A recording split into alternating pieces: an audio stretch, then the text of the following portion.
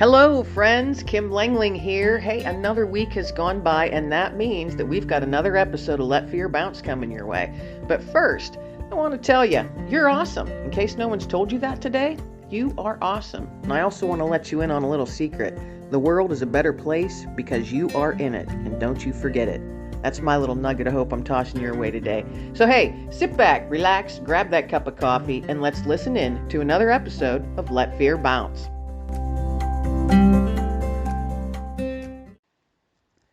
Have you ever thought about what will happen to your pet should you no longer be able to care for them or if you pass away? Life Pet Care is the world's first pet care administration company, and they provide do-it-yourself pet estate will kits. Now, these are legal document, folks. They are considered an amendment or a codicil that you add directly to your personal will. You can access this by visiting kimlanglingauthor.com. Scroll down until you see Life Pet Care. Click on that link and you will get 33% off of that do-it-yourself pet estate will kit. Now, folks, it's just $29.99, but if you click that link, you will get 33% off. Let's make sure that our furry loved ones are taken care of if, for whatever reason, we are no longer able to care for them. Oh, folks, have we got a show for you today on Let Fear Bounce. Hello, everybody. Welcome to another episode. I am Kim Langling, your host, and I am welcoming today Stuart Ross Carlson. Now, he is an accomplished violinist, but he's also a published arranger and composer. And for fun, he's a ham radio operator. So grab that cup of coffee, folks, sit back, relax, and listen in to the story of this amazing young man. Well, Stuart, thank you so much for being my guest today on Let Fear Bounce. I have been so looking forward to this episode. Now, yourself and your father and me, we met a few weeks back to chit chat, and see, get to know each other a little bit before we recorded. You are an incredibly accomplished young man. Very impressive what you have accomplished. And I'm just going to preface a little bit of it, and then I'm going to let you explain more.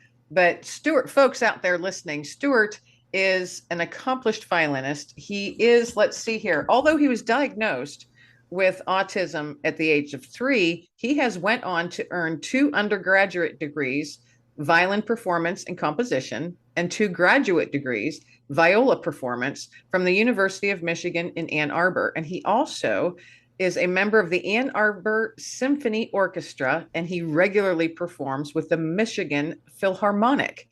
Now, oh my goodness, and I've listened to some of your music, Stuart. It's absolutely beautiful.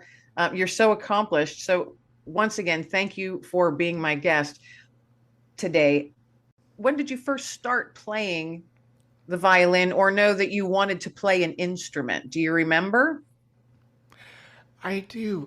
First of all, thank you so much for having me. I'm really looking forward to this podcast. I first started playing the piano when I was 2 years old, and I remember playing it for many hours in a day, trying to find notes and chords and harmonies that were pleasing to my untrained ear back when I was 2 years old. But I remember also taking piano lessons a few years after that. And at the time, I remember wanting to become a professional pianist.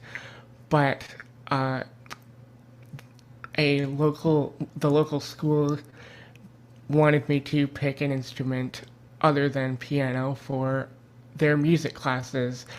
And I chose the violin when I was 10 years old because of the fact that it can be played both plucked and bowed, and that aspect really fascinated me because of the different sounds and timbres it can create. That's amazing. At 2 years old, you sat down and wanted to start playing the piano because you wanted to find the notes and the sounds that were pleasing to you. I think that's amazing. Thank you. Now, I have a question for you and this is something. So if I'm out in nature a lot. I like to be out walking in the woods and in the fields. I do too. and it's a wonderful thing, isn't it, to be out there? It is. But I find I hear music all the now I am not a composer or anything like that. But if I hear all the different, birds or just the way the wind is blowing through the trees, to me that is music. It is music to me as well. In fact, one of the pieces that I composed has a musical representation of a bird call from a bird that was sitting in our deck many, many years ago, and the call can still be heard at our house today. Oh, that is awesome. That is so awesome. Is there a name for that song? That song is called Fiddle Suite in A Major, and I arranged that song for bluegrass instrumentation for a PBS station, KTWU, in Topeka, Kansas, uh, with five other songs as well. But about a minute or a minute and a half into that song, there's a passage that I play that is actually a musical representation of that bird call. Oh, that is so amazing. I'm so glad you did that. Thank you. That was So, really fun okay, for I me. have to pick up on something you mentioned. You have six songs that did you compose that are currently for PBS shows on PBS on television? I composed and arranged uh, the six songs into an album called Portrait of a Landscape Seasons, which was released late last October. And that was commissioned by KTWU over a year ago for a four-part television series called Portrait of a Landscape. The first episode was premiered in Kansas markets on November 30th, and the spring episode was also premiered early this year, and it will go national early next year, and I'm really looking forward to when that happens. That is so exciting. So exciting. So, okay, when that goes, well, have you seen the episodes that have been released yet? I've seen the Prairie Winter episode. I still have yet to see the spring episode. So, with your music playing, however it is that they play it on that episode, what did you think? I was absolutely amazed by the shots that they were able to uh, do for the imagery and the landscape and the natural beauty of Kansas. The shots are absolutely amazing. So it went, you said, I guess that means they blended well with your music. They did, and I had uh, quite a few images in mind as well when I was composing and arranging the pieces, particularly the arrangement of their state song "Home on the Range." Oh, that is so exciting. So congratulations on that. That's big. Thank you. I was really excited when they first contacted me about the project. Yeah, that's exciting stuff. That is exciting stuff. Boy, you are just a mover and a shaker, Stuart. Oh, thank you so much. Okay, now when we talked before, there was a couple things that you had said that were just fascinating to me. Now you are a person with perfect pitch, correct? Correct. Now, for my listeners who might not know what that means, could you briefly explain what perfect pitch means? Perfect pitch is the ability to decipher a note uh, without any reference whatsoever. And I remember hearing somewhere that one in 10,000 people have it, and that fact still blows me away, honestly. I learned how to decipher those notes on the piano when I was that little kid playing the piano. And then as I have gotten older, I became able to identify the frequencies of the notes within a couple of hertz, which I've heard it said that no one is able to do that. Now that's pretty amazing. That's pretty amazing stuff. Now, and I also remember from our conversation before, because you said you can, pick out the notes and the key and all that. And you said that my voice was in G. Right. So I found that fun. And I've literally been sharing that with people. When I talk to people, I'm like, you know what key my voice is? It's in G. And but there's something else. There's something else that you have that's just special to you, which I think it's just a huge blessing, is when you hear notes, you also see color. And I do. you had shared with me that my voice was a G and it was red. That's right. I just found that completely fascinating. And this is what I've shared with some of my friends. And they're just like, oh, I wonder what color my voice is. So it's just fun. Mm. So do you always, so if you're listening to music or you're composing music, do you have images that are then come to your mind, or is it just color, or how does that work if you're able to explain? I tend to find it helpful to know, first of all, which style of music the person who commissions the project wants for me to compose, and if there are any images that come to mind, I tend to think about those as well as the potential impact of my future listeners as far as their emotions go. And I also think of, as far as individual notes and chords, they are assigned a color, either the notes and chords themselves or within the key of the piece, if that makes sense. It does, actually. It does. And I find it's fascinating. It's fascinating. And one thing that you mentioned while you were just talking, you said when you're composing or talking to someone about a project they want you to create, you think of your listeners' emotions, how it's going to affect them. I don't know how many people do that. That you're thinking, because you're not only putting a lot of you into everything you create, there's so much of you in there, and all your talent, and you're just pouring out blessings, but you want to ramp that up by you're thinking of your listeners emotionals and emotions as well while you're creating. I find that, well, quite frankly, I find it beautiful. So have you always done that? It took me a while to be able to do that.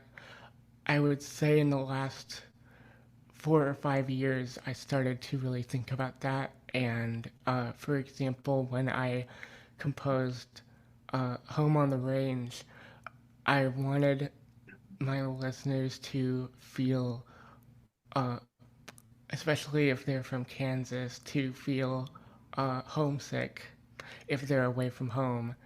And I will never forget when I played Home on the Range for one of the musicians who was recording in the album, who is actually from Kansas.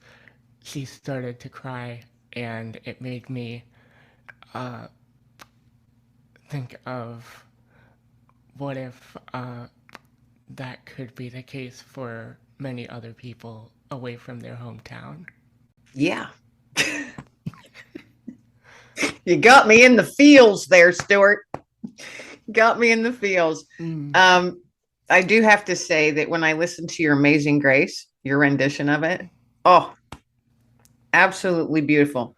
Absolutely beautiful. Oh, I listened to it a thank couple times. you. I had to hit it again and listen to it again. Just beautiful stuff. And folks, for all you out there listening, there will be all kinds of notes in the show notes that you have got to go and listen to this young man's music. He is just incredibly talented, incredibly talented.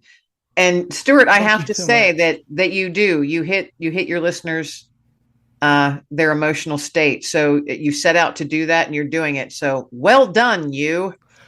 Thank you. That means so much more than I can tell you. I really appreciate that. Oh, you are more than welcome. Goodness. You're so talented. And I'm not music. I sing, but I don't have all of that the technical ability. Like I don't read music, but if I hear a song, I can sing it. I'm not like one of those, it doesn't sound like I'm singing in a tin bucket. Let's put it Mm, that way. I find to me, singing, if a certain song comes and I sing it and it just kind of fills me. So you forget everything else. Just mm, kind of fills me up. And I always say it's like, oh, it's just touching my soul. And I lose myself in the song. So now listening to your Amazing Grace, that's why I had to play it twice because I I I let myself be lost in the sounds. So mm. does that happen with you when you're composing or arranging or any of that? Um, Thank you so much for your compliments. I really appreciate them. I that does in fact happen to me, especially when I'm performing. I tend to think a lot about the melodies and harmonies uh, coming all around me, and I tend to go away into an incredibly different world when I'm on stage. And I feel like that's starting to happen as well when I compose and arrange. Isn't that it's an amazing feeling, isn't it? It is. I think we should all be in that place with whatever passion we have. I agree. I agree. I think the world might be a more peaceful place if everyone just let the beauty that surrounds us each and every day to just settle on our soul a little bit and calm down. you know? Absolutely, I completely agree with that. So outside of, all this amazing stuff you do musically, you also, as a hobby, or I don't know if it's a hobby, you tell me, you're a ham radio operator. I am, and that is a hobby of mine. I really enjoy it. That means that I'm able to communicate with many different people all over the world, and ham radio is also useful in emergency situations, and I'm also a licensed weather spotter, which means that I can actually relay severe weather reports to the National Weather Service, and that's really uh, amazing to me that I can do that. That is very cool. That is very cool. Now, do you know Morse code? I do. I can send and receive Morse code to about 35 words a minute.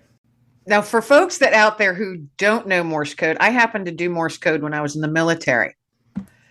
35 words a minute is pretty darn fast Morse code because when all you're listening to is so the noise now makes me crazy, but I think that's amazing that you do that. Now, how when you relay weather to the National Weather Service, how is it that you relay that to them? Um, there is something that is called a net, which is an on the air meeting that occurs when severe weather is happening. And what happens is that the person who is in charge of the net asks for any severe weather reports, uh, such as hail that is larger than 1 inch or winds that are greater than 58 miles an hour. And if any of that happens in my immediate area, I would relay it back to the person who is in charge of the net, who would usually relay it to the National Weather Service from there. That's exciting stuff. I mean, because that's important. It is. It can absolutely be a life-saving tool. Yes, yes. Now I have a question for you. There is a guy on YouTube. His channel is called Ryan Hall, y'all. I know that channel. I watch it all the time. And I I wanted to see if you had watched it because he's a weatherman. I mean, I don't know how you say it's licensed. I have no idea. I'm not part of that He's realm. a meteorologist. Meteorologist. There you go. Goodness, thank you for. I don't know. I blanked out on that. Absolutely. But him and meteorologist Andy Hill, those two on that channel, I find it I've become very fascinated with the weather lately. So I'm watching that all the time when there's tornadoes and stuff happening all over the place. Absolutely. I do that all the time. For example, when there was an ice storm that happened a few months ago, and that was the first time that I extensively watched his channel, and it was really informative and helpful for people who were in those kinds of situations. Right, because you're getting advance notice so you can at least prepare. Exactly. And I like how he always says, don't be scared, be prepared. I like that as well. I just gave him a shameless plug for his channel. Mm. You have a form of autism and I don't know enough about it. So you explain to me what that is. What that is, I guess. Okay. The definition of autism spectrum disorder by the Centers for Disease Control and Prevention is a developmental disability caused by differences in the brain. People with ASD often have problems with social communication and interaction and restricted or repetitive behaviors or interests. People with ASD may also have different ways of learning, moving, or paying attention. And that seems to be resonant with me, especially when I was younger. When you started really falling into music. That just became like your passion. It was part of your heart. I think that I'm a Christian, so this is just my perspective. You're exactly who you were meant to be. Exactly who you're meant Thank to you so be. much. Because if you weren't, you would not be able to create, I don't think, if you were not exactly who you are meant to be and who you were born to be, the amazing stuff that you are giving to the world wouldn't be happening. Oh, thank you. I really appreciate that. So I just find it fascinating, and I'm in awe of you, Stuart, of your talent and your passion, because I know a lot of folks that they've got children that have autism on different levels, many different levels. And some are nonverbal, some the social interaction is very, very difficult. And there's another young man that I know, very similar to you. He's incredibly musically talented and he has perfect pitch. And so Mm. literally that's two people in the world that I know with that, which is, uncommon. But I've often wondered, and I'm just going to ask because I'm curious, in other aspects of your life outside of this passion that you have for music, and you're just so incredibly talented, and you've got the ham radio operator thing. And I think that goes along with music because it's a lot of sound. That's what I, It is. but outside of that, does this affect your life in any way? Do you have struggles or do you just, you're you and you're embracing it and you're rocking it? Oh, thank you. I do have struggles, especially with uh, directions. I definitely need GPS when I'm in a new environment and location to So me. do I. Mm. um, I think I need it more than the average person does. Um, I see.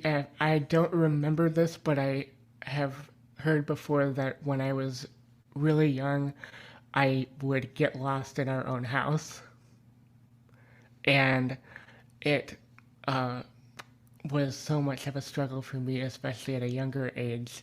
But I still uh, carry that struggle a little bit with me today. So it's just like any other person. We all have our Oh, stuff. We all have exactly. our stuff that we carry around with us. And when I had to chuckle when you said you need to travel by GPS, I am so directionally challenged. It's unbelievable, Stuart.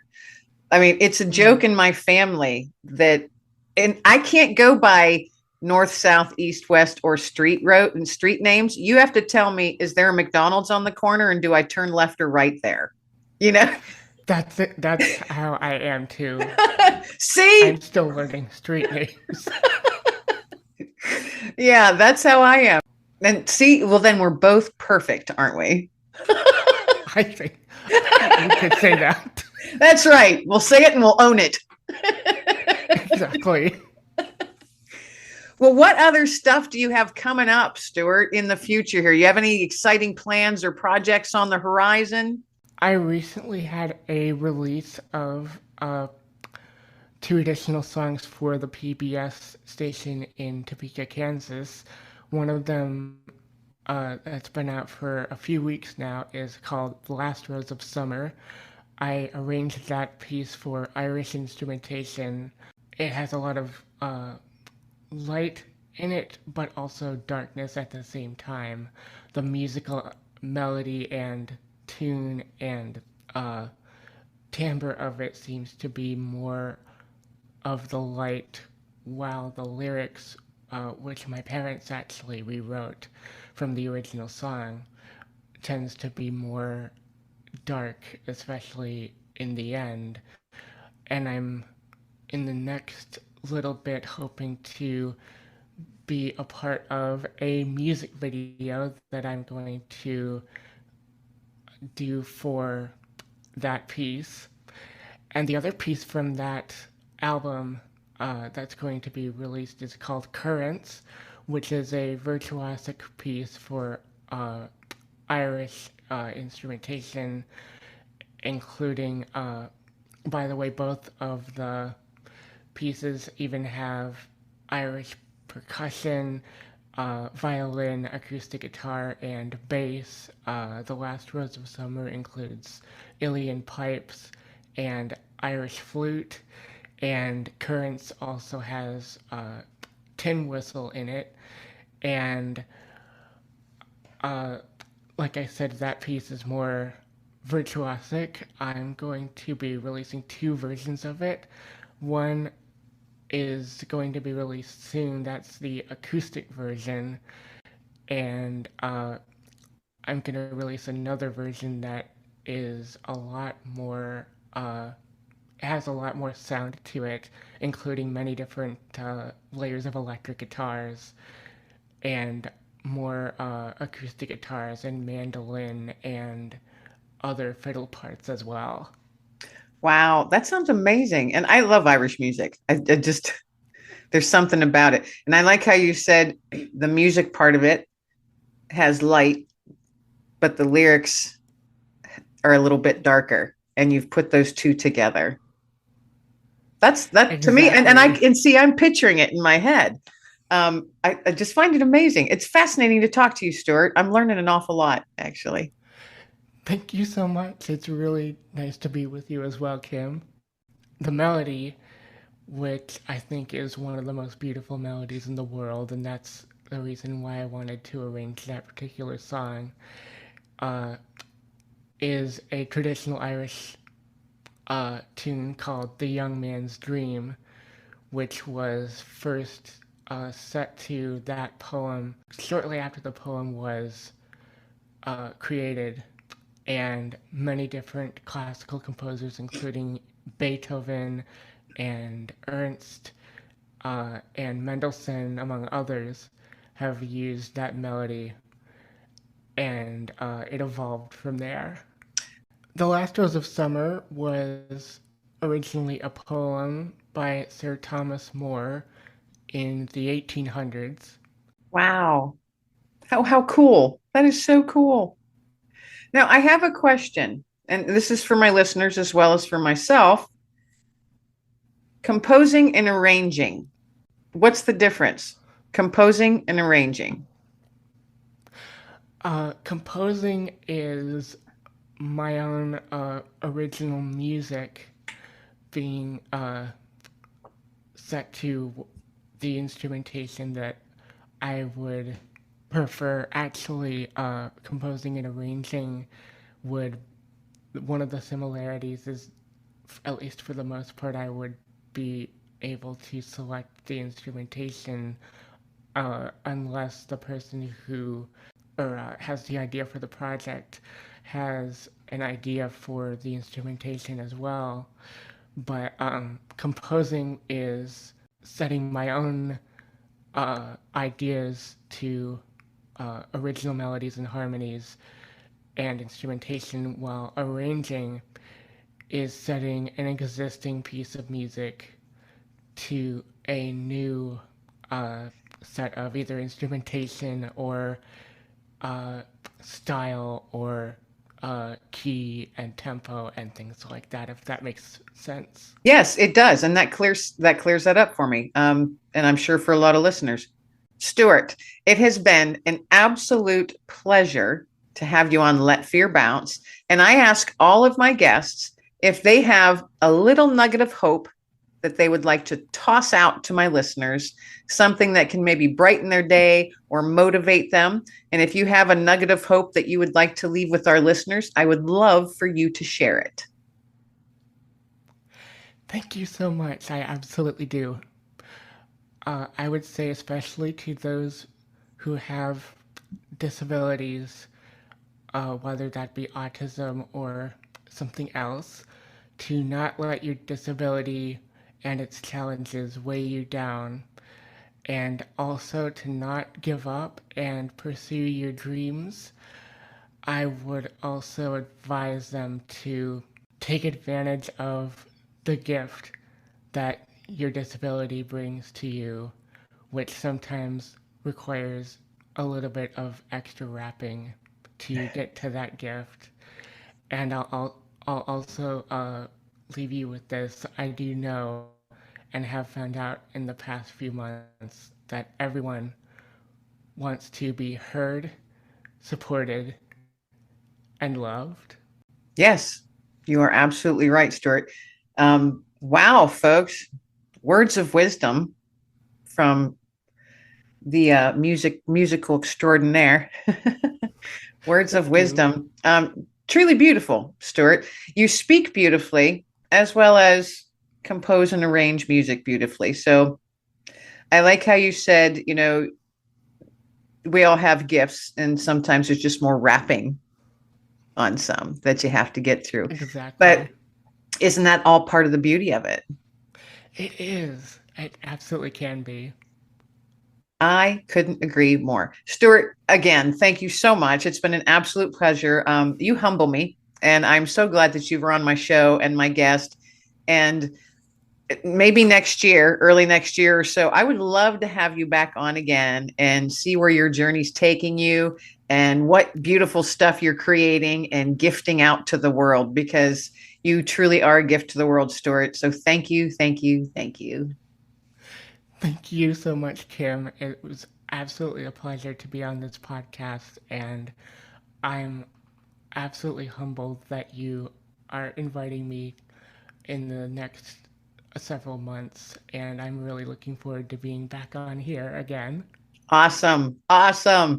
All of you out there listening, I hope you enjoyed this episode as much as I did speaking with Stuart. It's just a true blessing all around. So, everybody out there, be well, stay well, and be blessed. That wraps up another episode of Let Fear Bounce, folks. Thanks so much for spending a small part of your day with myself and my special guests. I am blessed week by week by the people that I have on my show. I'm also blessed by you for tuning in and listening. And if you want to learn a little bit more about me, you can go to my website at kimlanglingauthor.com and check out everything else I'm doing. I like to keep myself busy. And until next week, folks, everybody be well, stay well, and be blessed. And don't forget, you are amazing.